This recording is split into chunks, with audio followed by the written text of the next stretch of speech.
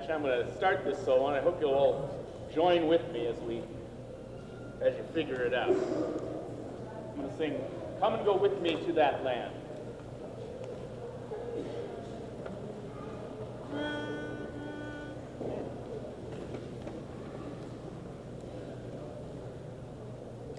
Come and go with me to that land, come and go with me to that land, come and go with me to that land where I am bound. Come and go with me to that land, come and go with me to that land, come and go with me to that land where I am bound. Sing it with me. Come and go with me to that land, come and go with me to that land, come and go with me to that land.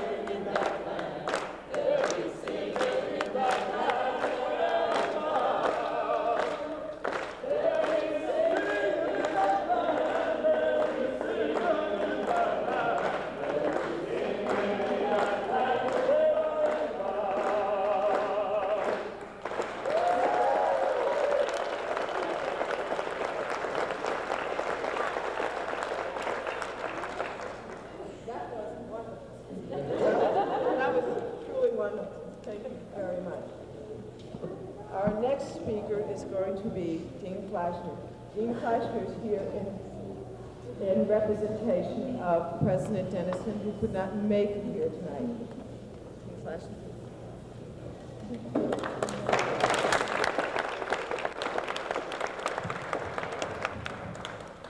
Shucks, I think I'll correct that, Betty, I'm sorry. I'm Jim Bleidner, Dean of the College of Arts and Sciences. I'm very pleased to read a message to you from President Dennison.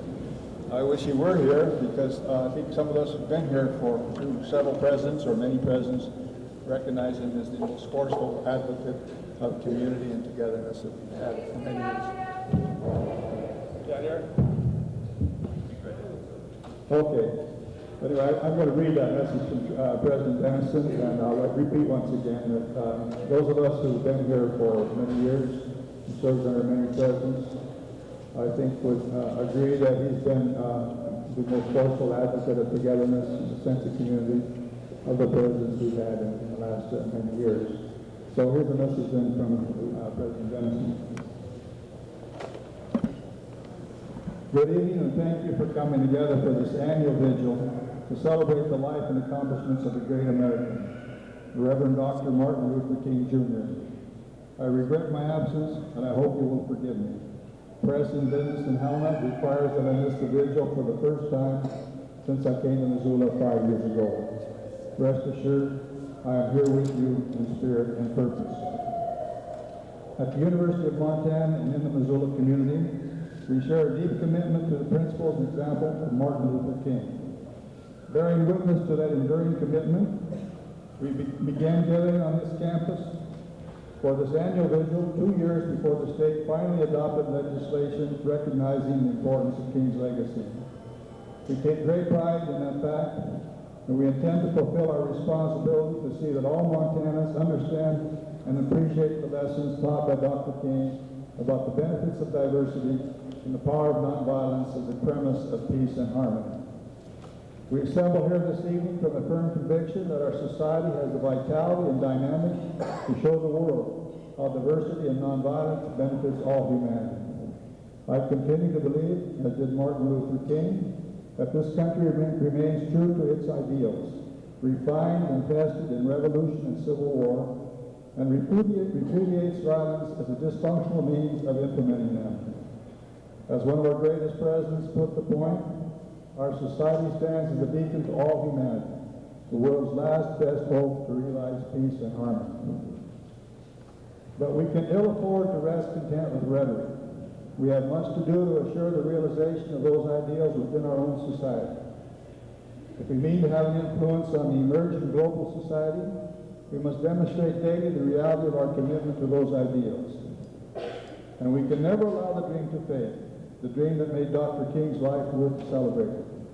We have a responsibility to accept the challenge embodied in the legacy. Failure to do so will mean the end to the grand American experiment in a free society of equal citizens. As I think about the King legacy and the significance of our annual vigil, I feel a powerful sense of pride in this community. We have our differences, and we certainly have not eliminated controversy and argument on the campus or the community. If we had, I, for one, would worry. For our great strength as a community grows from and rests solidly upon our willingness as citizens to enter passionately but respectfully into a civil dialogue about matters of importance among people who care. On the campus and in Missoula, the King legacy lives on, enshrined in the workings of our community. I return now to the departure point and salute you as you join together to celebrate and pay tribute to a leader who helped show the way. Thank you so much for your commitment.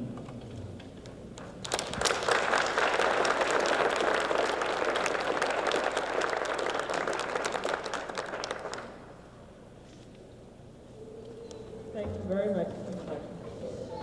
Now we will have Mayor of Missoula.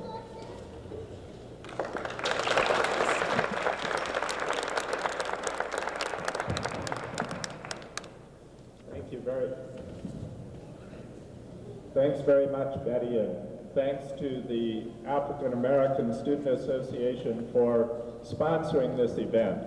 It's with some regret that for the first time I'm not able to share the podium with President Dennison, and I would like to thank the university for its commitment to this event, and especially to thank President Dennison for his steadfast support of not only this event, but for the values that underlie it.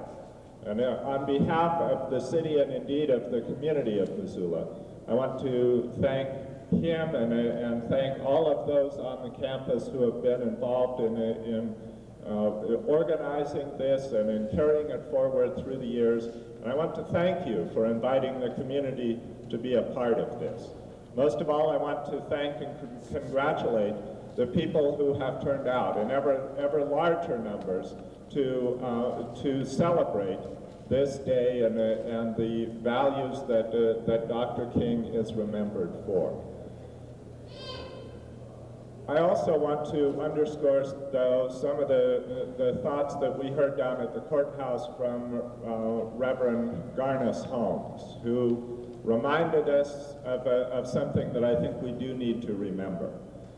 And that is that in commemorating Dr. King, that it is important that we not simply congratulate ourselves in the position that we are able to take together here, but to remember that the real challenge, the real meaning of Dr. King's ministry was to remind us that we always have to look within, that we always have to challenge ourselves, that it is not enough simply to congratulate ourselves that we have got it figured out and a lot of other people don't. If that's as far as we go, then we will not overcome. I think especially following up on the election of last year, that it's important that we not rest content in an event like this with simple platitudes or with simply congratulating ourselves. The election of last year should remind us that we have serious work to do. And the work, I am convinced, has to begin with each one of us. It is not enough, and this election should show us that it is not enough, simply to pursue a politics that continues to try to stretch a tent over an ever larger number of people who can identify themselves as, in one way or another, victims. That kind of politics has not worked and will not work. And until we begin to remind ourselves of the deeper meaning of Dr. King's ministry, we will continue to fail with our politics. Above all, we need to remind ourselves that his politics were not the politics of self-righteousness. They were not, certainly, the politics of power over, but neither were they the politics that drew strength from standing against other people. Rather, they were the politics that through which we always should remind ourselves that those who we consider to be our enemies, those that we most consider to be in the wrong, carry within themselves that same spark of humanity that we're here to celebrate. And unless we're always challenging ourselves to reach out, to find that spark of humanity, to find that element of good in those that we are convinced are dead wrong, then we will not overcome. But what we really have the capacity to do, thanks to the teaching of Dr. King and others, is to overcome our own smallness, our own fear, our own sense of being against other people, and to reach out to the humanity that in fact we all do share. It's that I believe that we need to recommit ourselves here to this evening.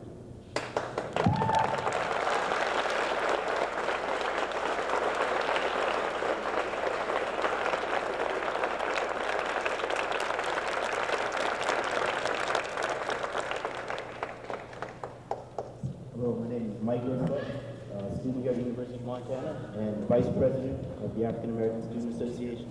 I'd like to thank everybody for attending.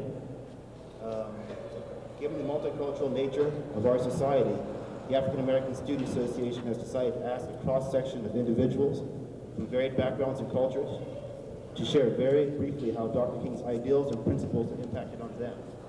I personally feel that Dr. King's vision has allowed African American students like myself to attend distinguished universities like the University of Montana. My older brother was past president of the Black Student Union, and he led the first one of these marches we had inside Missoula, and I'm just very glad to be a participant in this year's ceremonies. Thank you very much.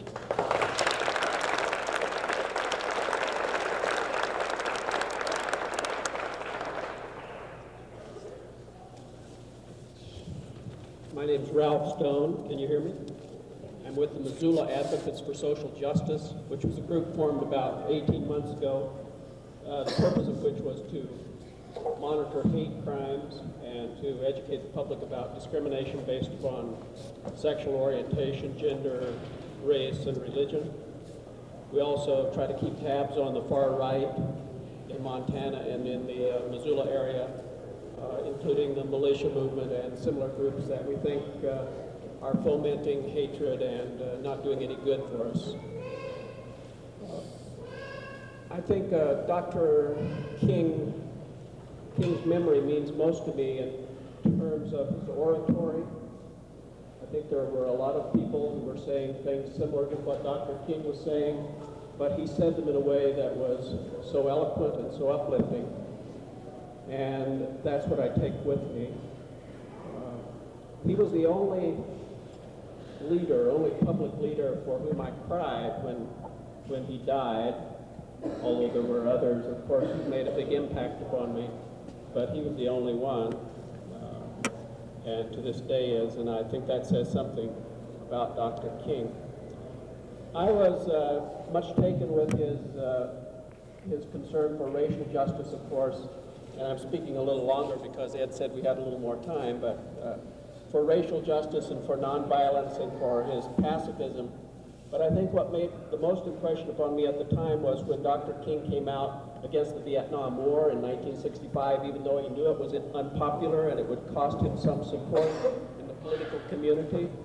And then later, in 67 and 68, when he was active in organizing the Poor People's March, and when he said that the evils of capitalism must be connected to militarism and must be connected to racism, Dr. King saw the problems interrelated and interconnected, and that was one of his great strengths, and we do him an injustice, I think, if we don't see that his was a very radical message, even though he may have spoken in terms of nonviolence.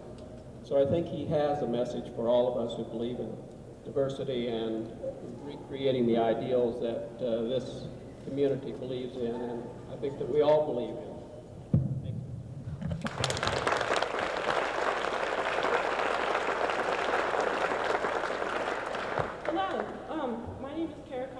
Junior here at the university, and I just wanted to say that this morning I was thinking a lot about this, what was going to happen today, and I heard this radio address, and this woman who spoke really inspired me, and she mentioned something about how what Dr. King had was a passion that people did not have in this time and age, because so many things are controlled by things that are mechanical and not human. And what Dr. King has is this human passion, and that works. And she also reminded me that that something that's been coming up again and again tonight is there's a responsibility that we have, not only to ourselves, to change ourselves, and that this responsibility goes back to our elected officials, and that if we want to change things, we need to take that passion within ourselves and take that to our elected officials and bring them up and make them fulfill the promises that we have elected them for. If we want to change AFDC, we have to keep pushing them to do that, and just reminding our elected officials of what the responsibility that they have for us in these other things.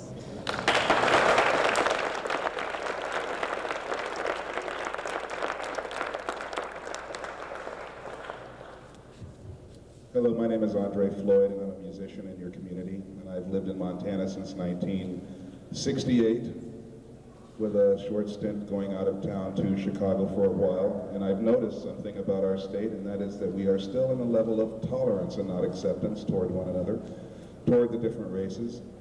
We tend to take our cues from MTV, and we don't look to our neighbors, we don't ask questions, we don't even really want to know, but it's nice to see everyone here, because this is really what it's all about, us getting together, asking questions, and unlearning the hate that may have been taught to us over the years. We have to somehow redirect our knowledge about what we are toward each other, learn to accept one another, and hopefully move from there into a higher ground. But it's really nice to see everyone here, and it's a wonderful feeling that we can all get together and express some sort of peaceful acceptance of the fact that we are moving forward and we're moving upward, and I'm really proud to be a Montanan when I look out here and see everybody's faces, and thanks a lot.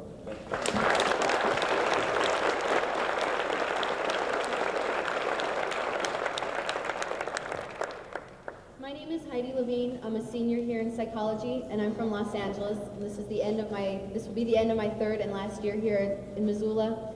And Dr. King has been my idol since I read his speech in a program in 6th grade. And throughout my life, he's brought one thing to me, and that's hope. And when I hear his name or when I hear other people speak his name, it just reinstills the hope in me that he brought to me when I was 12 years old. And in the 3 years I've been here, for the first year there were about 10 people here for Martin Luther King's birthday, and it's turned out to be this, and it's incredible. And it brings more hope to me to see this, and I believe that's his dream, and someday I hope that people will start, try not to cry, people will start recognizing differences and appreciating them rather than being afraid of them.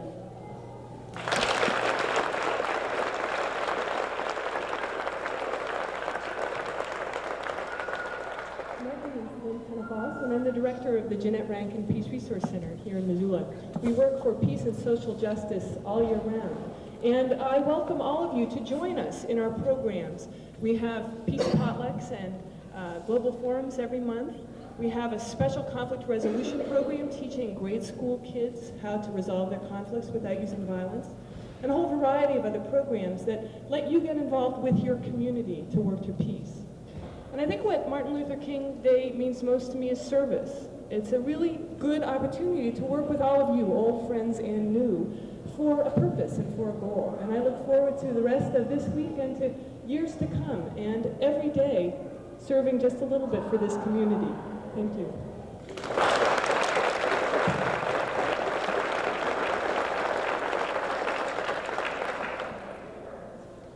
My name is Kofi Lameona, President of African Student Association. The meaning Dr. King's message has for us Africans, I'm from Africa, of course. It's probably not the same here, but it's such a powerful message. And whenever you say that, I have a dream, or let's freedom reign, it's so powerful and brings this message of hope, which most of the people don't understand, but it's just something powerful which just gets out of them.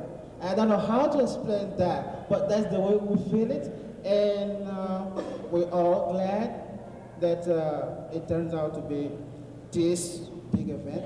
Thank you all for coming, and thank you African American Student Association for doing this. We all appreciate it. Thank you.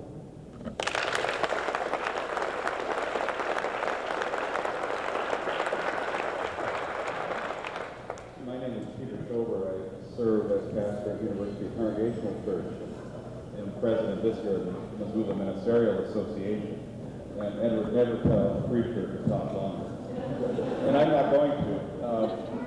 We were asked to say a few words about what Dr. King meant to us, and I think to a lot of folks who find themselves being pastored.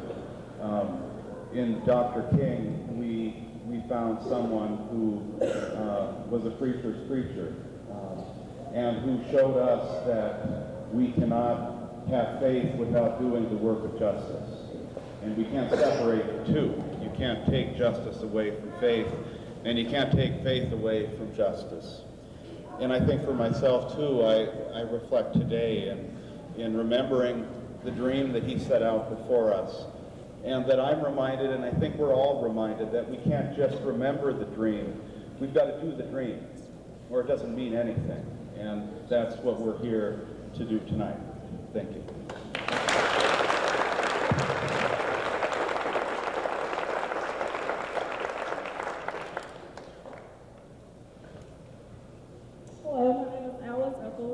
I'm currently working with the Forest Service, and I'm an active member of the African American Women's Support Group.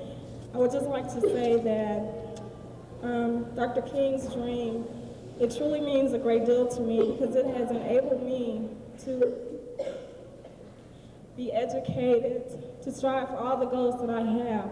And I would just like to say that through Dr. King, he has allowed generations and future generations just to have dreams and goals and to just strive for everything and all that they can be. I mean, there's just so much that you could say. I think everyone knows truly knows how he was just a great man, just great and powerful. Thank you.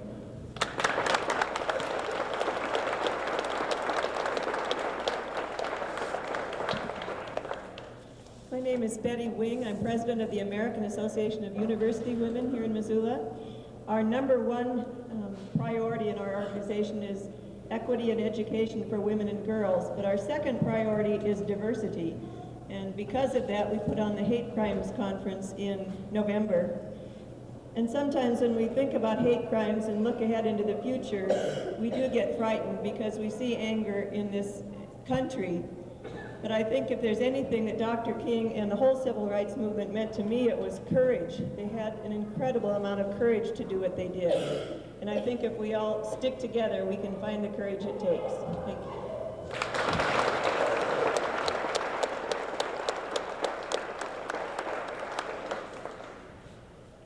My name is Kamiko Austin, and I would just like to say that what Dr. King meant, his inspiration to me was that he believed that all people were equal, so what he fought for was equality for humankind, and that was just very impressive to me, and it impresses me to the point that I understand a lot of things you don't appreciate when you're young, when you're younger. My parents tried to teach me to appreciate it growing up in the 70s, but I can appreciate what he done, because were it not for what he done, this wouldn't be possible for me today. I wouldn't be able to stand before people of diverse backgrounds and be able to speak that way. I would be just separated and able to speak to people of my own kind. But I think I'm grateful that Dr. King realized that all people were our own kind, and that all of us were just as good as anybody else, regardless of our race, background, religion,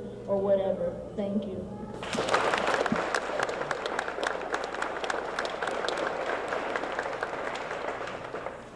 My name is Lori Smith, and I am a senior in education here at the university.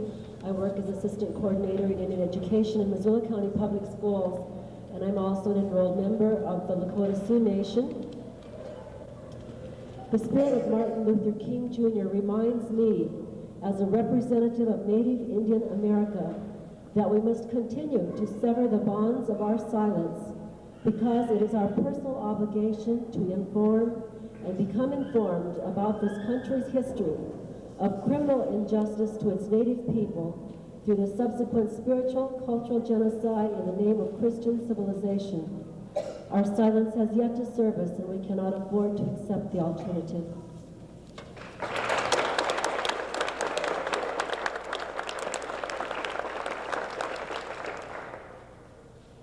I'm the Reverend Grace Lorenz. I'm on the executive board of the Montana Association of Churches, as well as being a member of the Missoula Ministerial Association.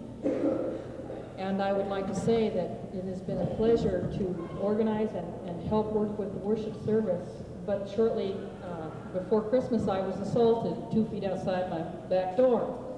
And I have learned, as she learned to tell you, sound is better than silence. Several years ago I was raped, and I kept silent for 20 years, and it did me no good. This time I am saying we must stop violence. We must put an end to it. We must work toward nonviolent conflict resolutions, and I am here to speak out tonight for that reason. We cannot remain silent. Let us speak out, speak up, and be heard. Thank you.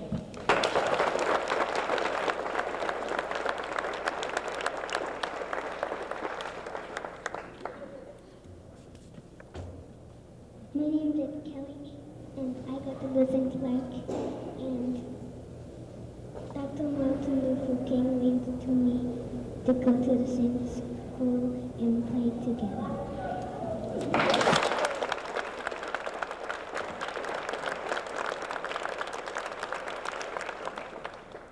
I'm Edward Sanford, Director of the African American Studies Program. When I think of Dr. Martin Luther King Jr., I think of opportunity and hope. Thank you.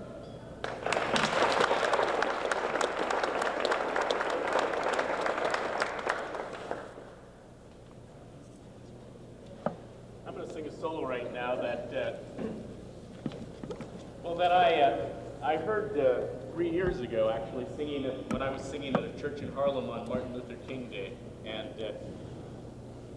the melody comes back to me every so often. It's, as a person, as a musician, you hear melodies all the time, and most of them go out in one ear and out the other, but this melody has hung with me so long and gives me a great deal of comfort, and I hope you'll enjoy it too.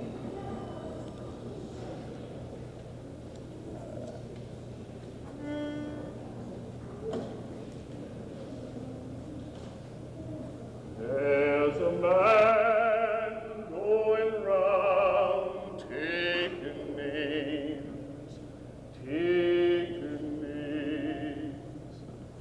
There's a man going round taking names, taking names.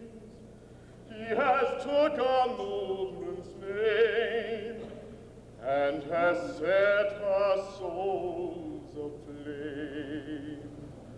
There's a man going round taking names, taking names. Oh, freedom is that man taking names, taking names. Oh, freedom, our movement's name, and has left the bigot in shame. Oh, freedom is the man taking names, taking names.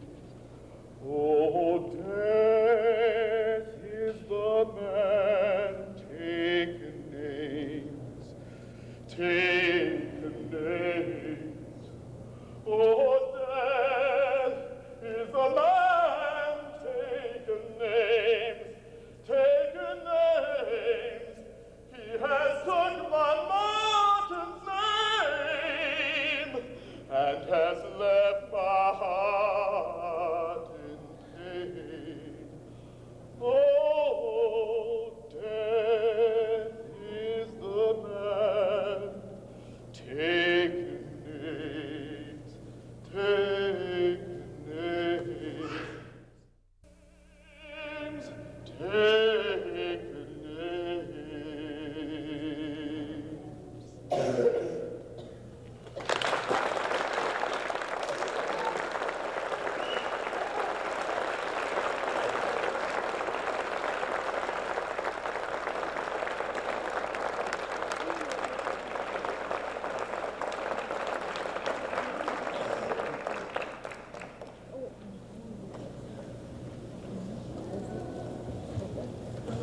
Now we're going to see Dr. King's I Had a Dream speech. rough places will be made plain, and the crooked places will be made straight, and the glory of the Lord shall be revealed, and all flesh shall see it together. This is our hope. This is the faith that I go back to the South with. With this faith, we will be able to hew out of the mountain of despair a stone of hope. With this faith, we will be able to transform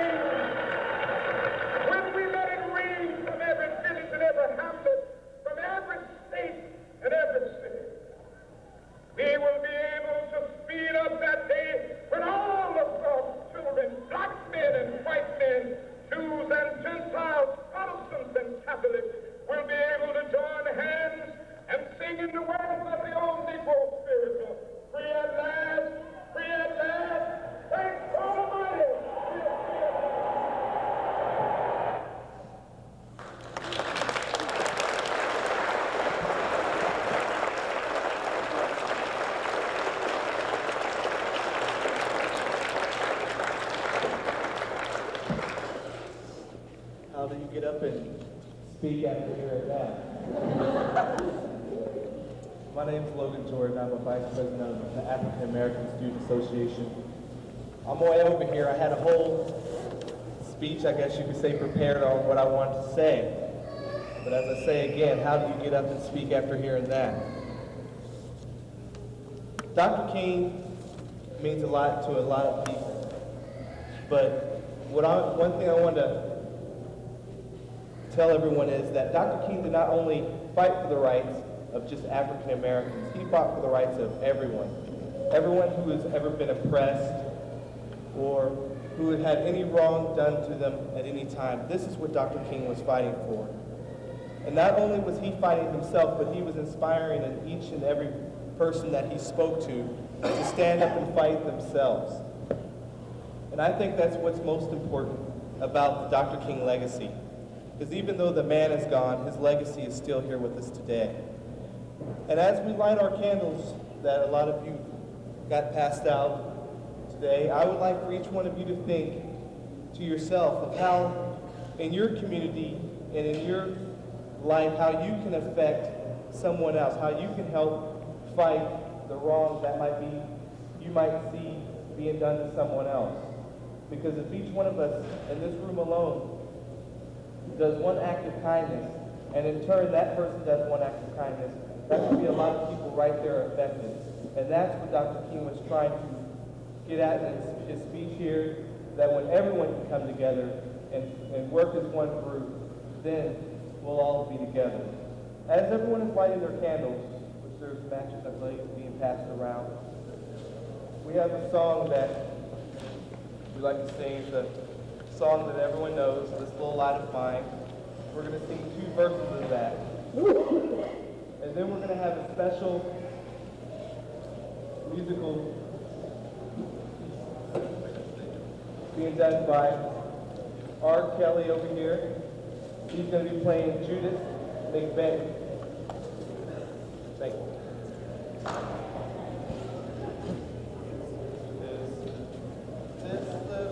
This little light of mine, I'm gonna let it shine.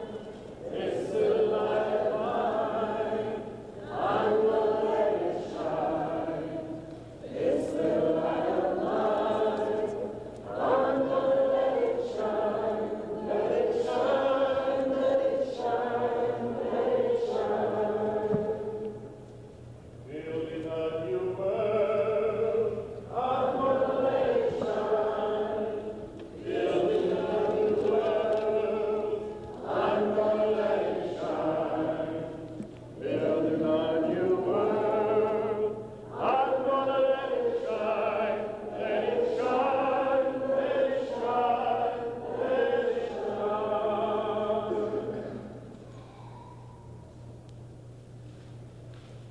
Please be seated.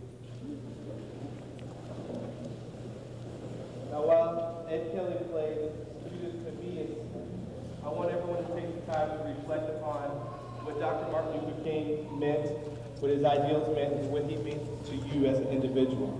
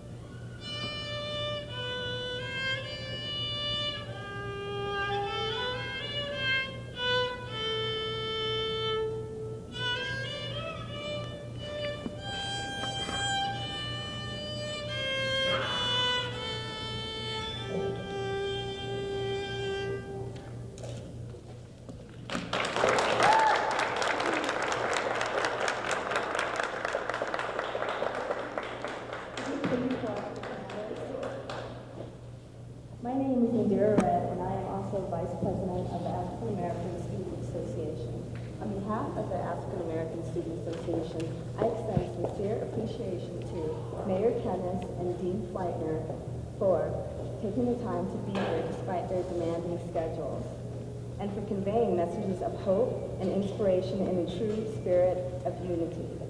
Mayor Kennis and Dean Fleitner, your presence also communicates a deeper message of commitment to the virtues and values that Dr. King emphasized, as well as your respect for a multicultural environment, a fact that many people are struggling to accept. I express thanks to all of the community and student leaders and organizations for their unflinching efforts in providing guidance and support for encouragement and creative ideas in making this program a success. I also acknowledge Stephen Count for his wonderful vocal piece, as well as for leading us in song. This program would not have been possible without the keen interest of our friends and supporters. Because of people like you, we can overcome the barriers that keep us apart and keep Dr. King's dream alive until it becomes a reality. Last but not least, I extend a sincere thank you to Dr. Edward Sanford for his total involvement in assisting with the organization of this vigil and for his work as advisor to the African American Student Association. His energy and his ideas serve to motivate us and to keep our enthusiasm alive. We are happy to have you here, Dr. Sanford. And now I ask you to join in singing We Shall Overcome, which is located on the back of your program, as we march to Christ the King Church for a brief reception. Also in your program is a list of events for the rest of the week. A heartfelt thank you to all.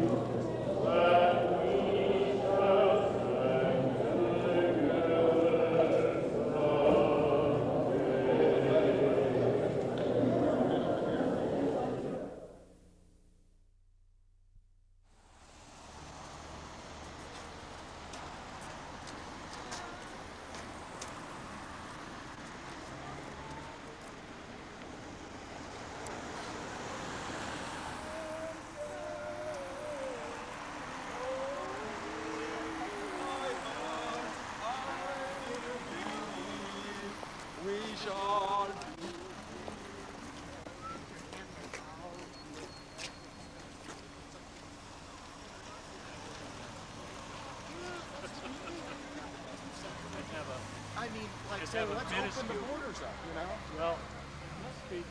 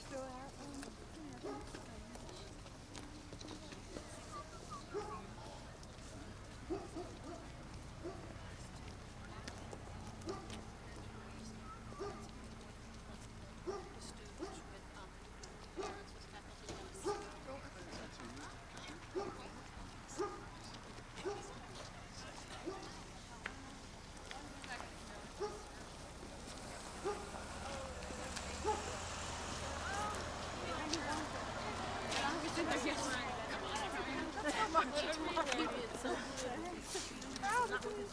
his speech, he's sick.